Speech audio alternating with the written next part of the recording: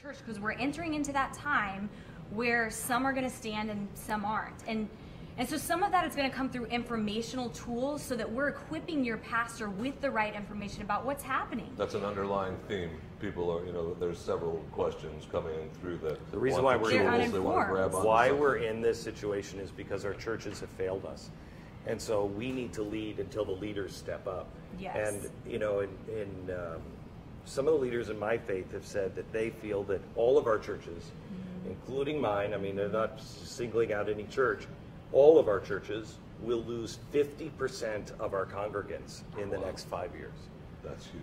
Yeah, that what we're facing, and people don't understand this, the questions and the things that we're facing, you're going to have to stand. You're going to have to say, I'm sorry, I'm not with society on this. Yes. And when that happens, about 50% of the people you think are good Christians sitting next to you are going to say, it's not worth it, man. I'm not going to do this. I'll lose my job. I'll lose my position. I don't want the hassle. It's courage. It's going to take courage to stand. It's going to be a couple components. It's going to be information, so you have that important information to stand.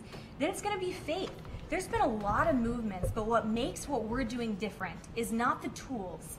It's the prayer that's going to go behind it, and it's the faith that's going to go along with it. And so it's information, prayer, and then action. If those three things aren't working together, we're not going to be able to stand as boldly and as courageously as the times require us to. But reaching churches, we're going to equip people to really effectively reach their church, and we're partnering with groups to do that. Just like Labor of Love has volunteered in Birmingham, we're no longer reinventing the wheels. There have been people that have been preparing for years to take a stand and to be involved in what that looks like, and we're going to be connecting your audience with those people so that we can stand together. So let me give you and I'm not making an announcement here, but I think I kind of am. I want to go to Labor of Love. These people have done it.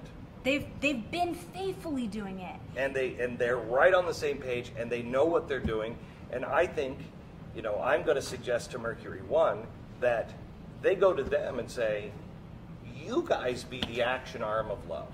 And that's the key, is those partnerships. Is we're building partnerships like that in the church, partnerships like that with millennials, partnerships like that in service in our community, so that when something happens in a city, we're the first to respond. And that doesn't mean, we've always been that way when it comes to hurricanes and floods and tornadoes and everything else. We've tried to do that. But that's not what we're talking about. Now it's with prayer. Yeah, and it's with Ferguson and Baltimore and Charleston. When these things happen, we need to be there. And I may not be there, I may be there. We need a group of people all around the country that when something happens in their community, they have somebody to call and say, we need to stand. We need to stand. And it's a network that mobilizes quick response teams. And it's made up of pastors.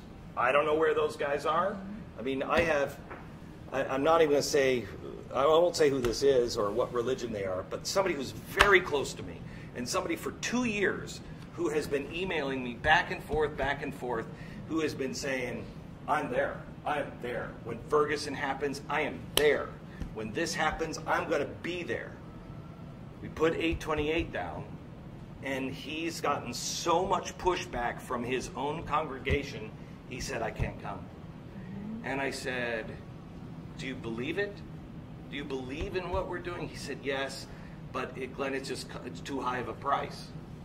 That's what's so different about this event, though. It's not going to be the leaders that we see up on the stage. It's going to be the people that have been already boldly standing and who have already committed in their hearts that this is the stand they're going to take. Yeah. So we're going to see new leaders emerge and rise up as even at 828, I think we're going to see that happen. I saw a movie with my family.